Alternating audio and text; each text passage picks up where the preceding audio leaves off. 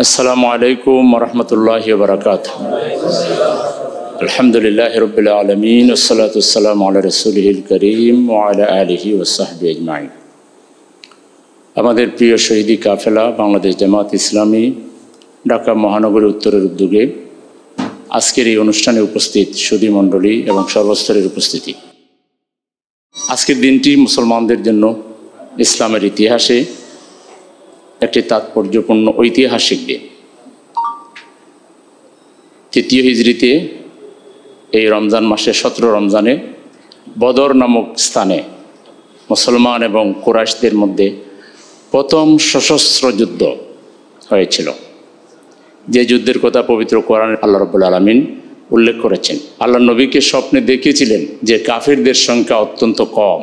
এটা এই জন্য দেখিয়েছিলেন যাতে মুসলমানরা নিজেদের মধ্যে মত পার্থক্য তৈরি না হয়, যুদ্ধের ব্যাপারে তারা যেন ভয় না পায়, দুর্বল না হয়, যুদ্ধ যেতে যেন তারা সাহস হারা না হয়। এই জন্য আল্লাহ রাব্বুল আলামিন তার নবীকে আগেই স্বপ্নে দেখিয়েছিলেন কাফিরদের সংখ্যা খুব বেশি নয়, যদিও তারা মুসলমানদের চাইতে অনেক গুণ বেশি ছিল।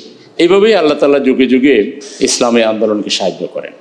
আজকের যুগেও আমরা পৃথিবীতে দেখছি বিরাট বিরাট শক্তিধর গোষ্ঠীর সাথে মুসলমানরা খালি হাতে যুদ্ধ করে জয়লাভ করছে। এবং এই ইতিহাস মুসলমানদের যে যুদ্ধবিদ্যা, এই যুদ্ধবিদ্যা শুধু খালি চোখে দেখা যায় না, এর একটা অন্তর্নিহিত তাৎপর্য আছে। এর সাথে স্বয়ং রব্বুল আলামিনের সম্পর্ক রয়েছে, তার সহযোগিতার ব্যাপার রয়েছে। আল্লাহ যাদের সাথে থাকেন তাদেরকে কেউ পরাজিত করতে পারে না। যারা সত্যিকার মুমিন হয়, যারা ইমানের বলে বলিয়ান হয়, তারা কখনো পরাজিত হয় না, তারা কখনো ব্যর্থ হয় না। এটা আল্লাহর কথা। আউযু বিল্লাহি মিনাশ শাইতানির রাজিম। ওয়ালা তাহিনু ওয়ালা তাহজানু ওয়া আনতুমুল আ'লাউনা ইন কুনতুম মুমিনিন। তোমরা যদি মুমিন হতে পারো তাহলে তোমাদের কোনো দুশ্চিন্তার কারণ নেই, তোমাদের ব্যর্থতার কোনো কারণ নেই। আজকের এই বাংলাদেশে আমরা দেখছি ইসলামের বিরুদ্ধে, ইসলামী অর্থনীতির বিরুদ্ধে, গঠনমূলক রাজনীতির বিরুদ্ধে, মানুষের অধিকারকে নিয়ে একটি গোষ্ঠী দিনের পর দিন, বছরের পর বছর মিথ্যা আবহ তৈরি করে ভোটের নামে একটা ছলচাতুরির আশ্রয় নিয়ে যুব সমাজ এবং গণমানুষকে তাদের অধিকার থেকে বঞ্চিত রেখেছে। সুতরাং প্রিয় ভাইরা, আজকে মাহে রমজানের শিক্ষায় উজ্জীবিত হয়ে মাহে রমজানের শিক্ষাকে কাজে লাগিয়ে একদিকে নিজেদের আত্মগঠন, নিজেদের পরিশুদ্ধি এবং তাকওয়া অর্জনের মাধ্যমে আমাদেরকে রমজানের শিক্ষাকে সর্বত্র ছড়িয়ে দিতে হবে। এই মাহে রমজান হচ্ছে বিজয়ের মাস, এই মাহে রমজান হচ্ছে বদরের মাস, এই মাহে রমজান হচ্ছে কদরের মাস, এই মাহে রমজান হচ্ছে দাওয়াতের মাস।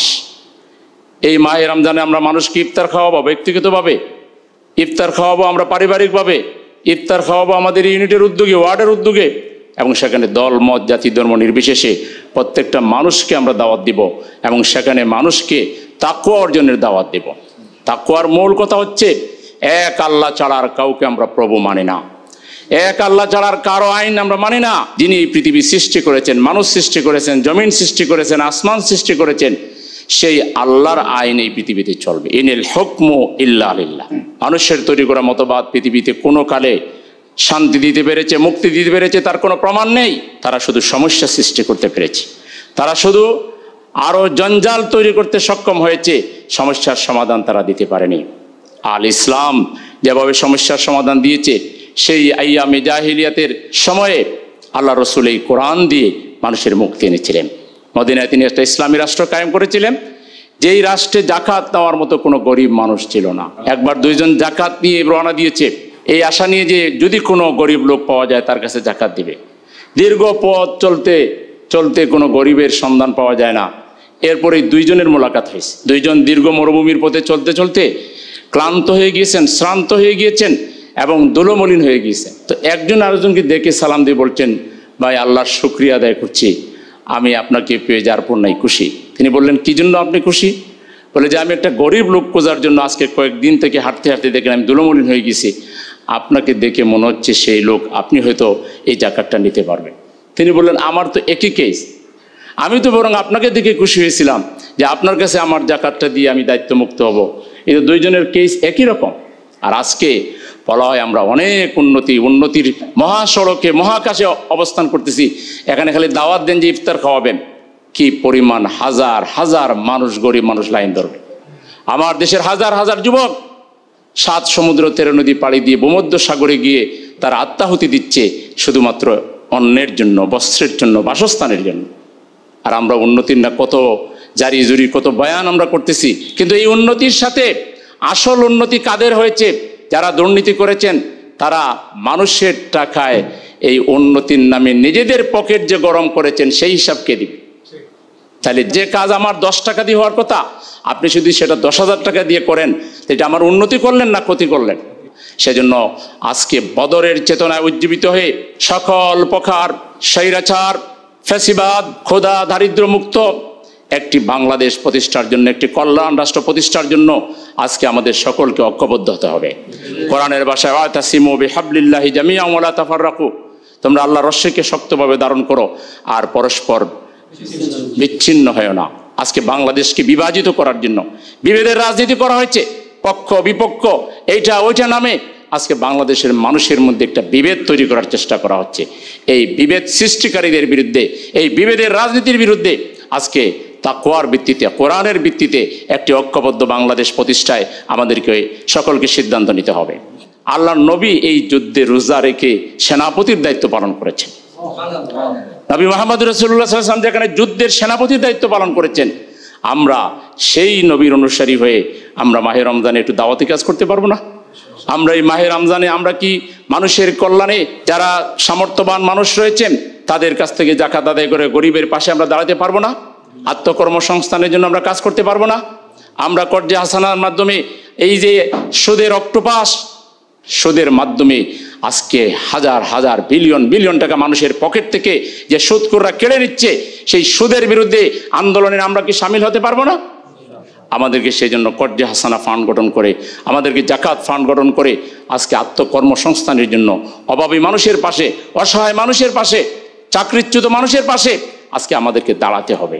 আমরা যদি একটি কল্যাণ রাষ্ট্র কায়েম করতে চাই, সেই কল্যাণ রাষ্ট্র কায়েমের আগে জাতির সামনে সেই কল্যাণ রাষ্ট্রের রূপরেখা আমাদেরকে তুলে ধরতে হবে। আমাদের ছোট্ট একটা দেশ বাংলাদেশ, এই বাংলাদেশটাকে আমরা যাতে গড়ে তুলতে পারি কনস্ট্রাকটিভলি। আজকে একটা দেশকে ধ্বংস করার জন্য কয়েকটা জিনিস যারা দেশের কল্যাণ চায় না তারা করতে চায়। একটা হলো ধর্মীয় মূল্যবোধকে ধ্বংস করে দিতে চায়, 2 নম্বর হলো শিক্ষা ব্যবস্থাকে সম্পূর্ণ ধ্বংস করে দিতে চায়, 3 নম্বর হলো নির্লজ্জতা ব্যয়াপনাকে ছড়িয়ে দিতে চায়, আর 4 নম্বর হলো দেশের অর্থনীতিকে ধ্বংস করে দিতে চায়। আজকে একটা কল্যাণ রাষ্ট্র প্রতিষ্ঠা, একটা মানবিক রাষ্ট্র প্রতিষ্ঠার জন্য, মানবিক সমাজ প্রতিষ্ঠার জন্য আমরা যে আন্দোলনের সূচনা করেছি, এই আন্দোলনে সকলকে সামিল করতে হবে। এর জন্য যে ত্যাগ এবং পরিশ্রম দরকার আমরা সেগুলো করবো ইনশাআল্লাহ। আমি আবারও আপনাদের সবাইকে মাহে রমজানের শিক্ষাকে বুকে ধারণ করে, লালন করে আমাদের ব্যক্তি গঠন, পরিবার গঠন, সমাজ গঠন, সমাজ সংস্কারে আমাদেরকে ঐশী বিধানের ভিত্তিতে কোরআনের আলোকে একটি সমাজ প্রতিষ্ঠার মাধ্যমে মানুষের অধিকার ফিরিয়ে দেওয়ার জন্য আমরা যাতে সংগ্রাম করতে পারি, আল্লাহ তাআলা সেটাই কোরআনে বলেছেন।